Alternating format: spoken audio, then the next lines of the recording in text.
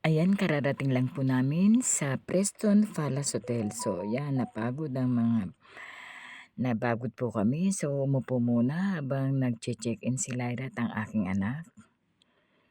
Yan po si Robby at si Ate Edith, ang aking apo, si Kuya Bebet. Ito na po, nasa loob po kami niyan ng elevator, papanik sa aming room. So, ito na po ang aming room.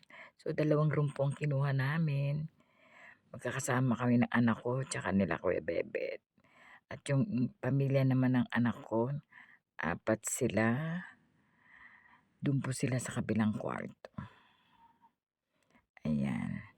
Then syempre, dahil 2:00 na kami dumating, time for merienda. Ito po ang merienda namin, may salad. Yan. Ito pa, may macaroni. Yan, iba't ibang klase pong salad. Yung isa wala ng laman, ito naman ay potato, ayan. Yan pong pinagkukuha namin at yan. Meron pong shrimps din at merong yan, iba't ibang klaseng merienda. Lahat po yan libre.